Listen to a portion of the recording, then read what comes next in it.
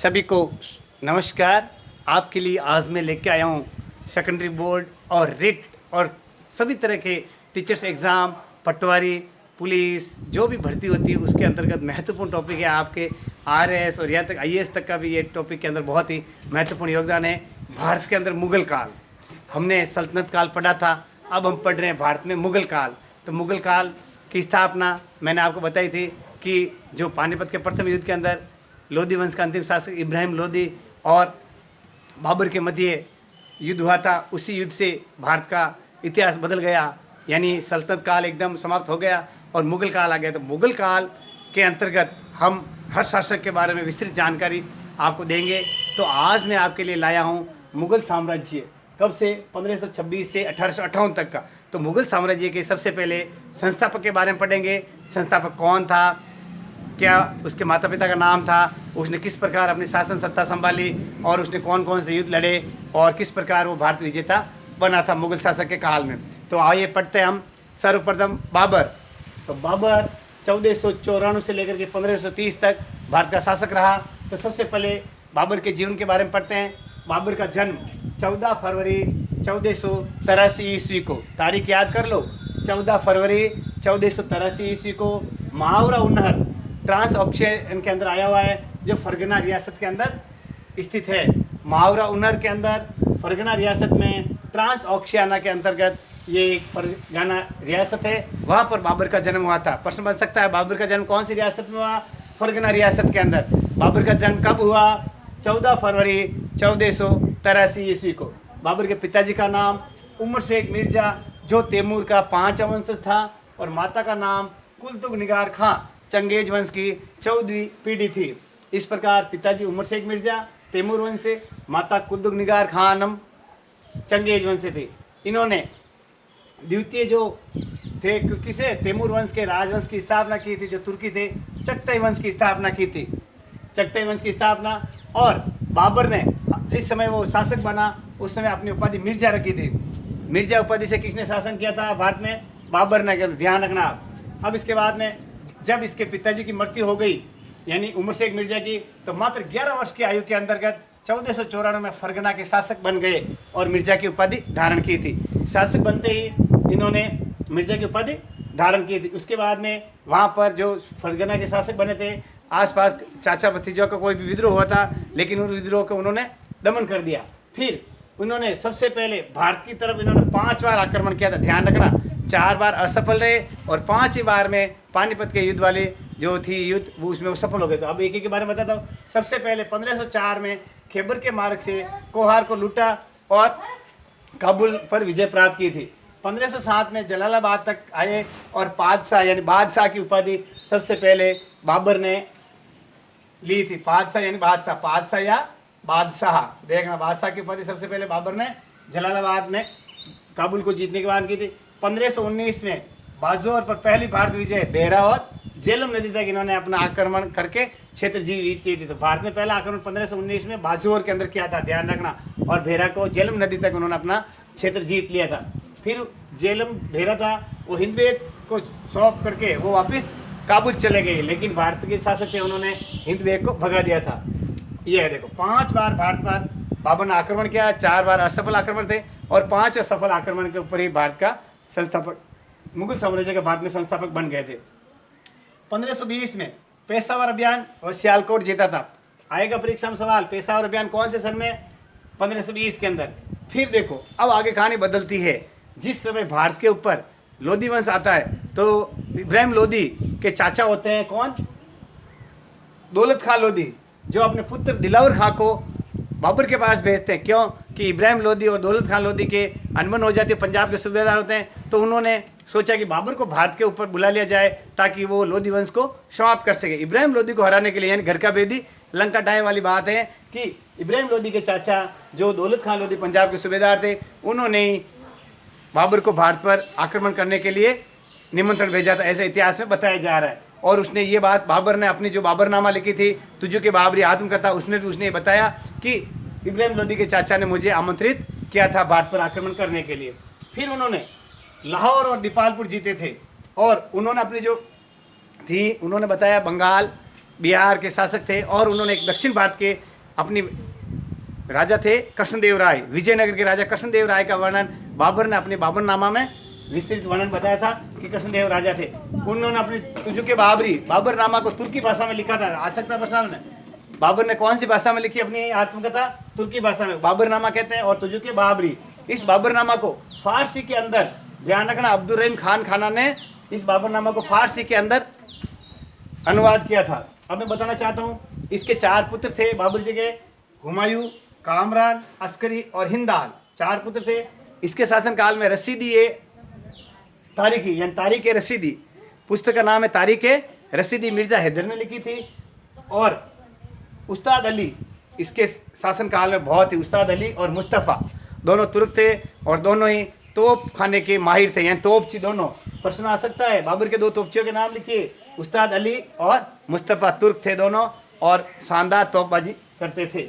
अब इन्होंने, यानी कहते हैं बाबर स्वयं लेखक था, तो मुंबईयान पद्य शैली, फारसी में बाबर ने एक पद्य शैली बनाई थी, मुंबईयान। अब इसके बाद में बाबर ने पानीपत के संबल में जो कौन सी संबल मस्जिद बनाई थी। और अब आगे चलते हैं बाबर के भारत में प्रमुख युद्ध। ये तो बाबर नाम जीवनी के बारे में पढ़ा। अब पानीपत का प्रथम युद्ध देखो 1920 के बाद में। पानीपत का प्रथम युद्ध बाबर को जीतने में क्यों आसानी हुई? उसने देखो, एक है तुल्लुगुमा युद्ध पद्धति, उज्बेकी यानी उज्बेकों ने अपने दुश्मनों को हराने के लिए तुल्लुगुमा युद्ध पद्धति चलाई।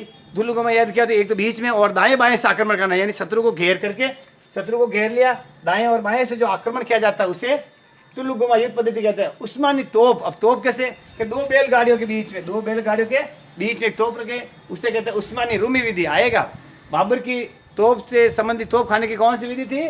उस्मानी रूमी विधि। इसको क्यों कहते हैं? क्योंकि इसको सबसे पहले उस्मानियों ने प्रयोग में लिया था। और युद्ध पद्धति कौन सी थी? तुल्लुगुमा। किसकी थी? उज्बेकों की। इसलिए तुल्लुगुमा युद्ध पद्धति और उस्मानी यानी तोप विधि से जो इनके थे दोनों, कौन कौन? उस्ताद अली और मुस्तफ़ा, दोनों के योगदान से बाबर ने 21 अप्रैल, तारीख याद रखना, 21 अप्रैल 1526 को पानीपत के प्रथम युद्ध में लोधी वंश के शासक इब्राहिम लोधी को युद्ध में हरा दिया। और इस युद्ध में इब्राहिम लोधी मारा गया और यहीं से भारत में जो सल्तनत काल था समाप्त हो गया और भारत में मुगल साम्राज्य की स्थापना हो गई। तो प्रश्न बन सकता है, मुगल साम्राज्य का संस्थापक कौन है? बाबर। कब बना संस्थापक? जब उसने 21 अप्रैल 1526 को जो पानीपत का प्रथम युद्ध जीत लिया था। उसी खुशी में उसने काबुल के अंदर, पूरे काबुल में चांदी के सिक्के बंटवाए थे पूरे। इसी दानवीरता के कारण उसको कलंदर कहा जाता है। आया ध्यान, समझ लेना आप।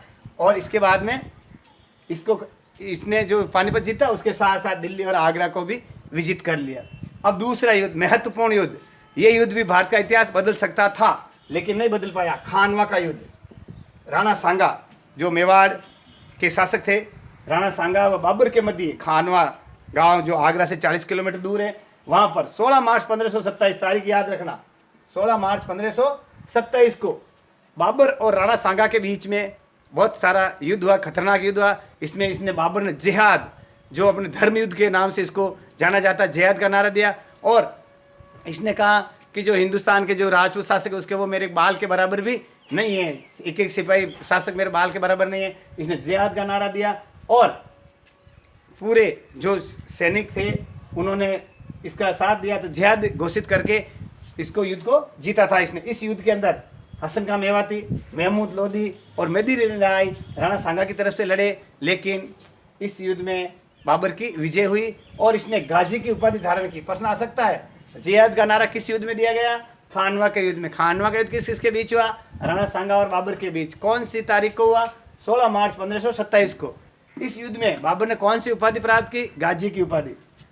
अब आता है आगे चंदेरी का युद्ध, यानी इस युद्ध के पहले, चंदेरी के युद्ध से पहले खानवा के युद्ध में बाबर की विजय हो गई और उसने मुसलमानों के ऊपर जो तमगा कर था वो हटा दिया था। अब आता है चंदेरी का युद्ध, मेदिनी राय और बाबर के मध्य 29 जनवरी 1528 को। देखना, 29 जनवरी 1528 को चंदेरी में युद्ध हुआ था जिसमें मेदिनी राय मारा गया और इसमें भी इसने जिहाद का प्रयोग किया। और जो जितने जो राजपूत शासक थे मेदिनी राय के साथ मारे गए थे, उनकी सिर काट के उन सिरों को जोड़ के मीनार बनाई थी। इतिहास में ऐसी बात बताई जा रही है। तो चंदेरी का युद्ध कब हुआ? 29 जनवरी 1528 को। इसके बाद में घाघरा का युद्ध, घाघरा नदी के तट पर जो बिहार और बंगाल के अफगान शासक थे, इब्राहिम लोधी के भतीजे, बाद में उन्होंने पूरा एक संगठन बनाया और बाबर के विरुद्ध 6 मई 1529 को, तारीख याद रखना, 6 मई 1529 को अफगानों और बाबर के बीच में युद्ध हुआ घाघरा नदी के तट पर, इसलिए घाघरा युद्ध कहते हैं। इसमें भी अफगानों की हार हो गई और बाबर पूर्ण रूप से भारतीय शासक बन गए, यानी पूर्ण रूप से हिमालय से लेकर ग्वालियर तक पूरी मुगल साम्राज्य का संस्थापन बढ़ गया था, यानी पूरा साम्राज्य विस्तृत हो गया हिमालय से लेकर ग्वालियर तक। आगे समझो आप, यानी अकबर के जो दादाजी थे, मैं आपको बताना चाहता हूँ कौन है, बाबर। बाबर के बारे में आप कौन कौन से युद्ध होते हैं प्रश्न में बन सकता है कि बाबर ने भारत में कौन कौन से युद्ध लड़े। पानीपत का प्रथम युद्ध, खानवा का युद्ध, चंदेरी का युद्ध और घाघरा का युद्ध, यानी 4 युद्ध लड़े और घाघरा के युद्ध में विजय के बाद वो भारत का सर्वेसर्वा बन गया। आगे समझो आपको। अब इस युद्ध के बाद में 26 दिसंबर 1530 को इसकी मृत्यु हो गई। बाबर की मृत्यु कब हुई? 26 दिसंबर 1530 को। ऐसा कहा जाता है कि जो लोधी वंश के थे उसकी जो दादी थी उन्होंने उनको जहर दे दिया, ये इतिहास में बताया जाता है। अभी अपन इसको कंफर्म नहीं कर सकते हैं, तारीख याद रखना 26 दिसंबर 1530 को बाबर की मृत्यु हो गई। और उसको जो आगरा के नूरे बाग, आराम बाग प्रश्न बन सकता है, आराम बाग, नूरे बाग की स्थापना किसने की थी, यानी बाग किसने लगवाया था? बाबर ने। कहाँ लगाया था? आगरा में।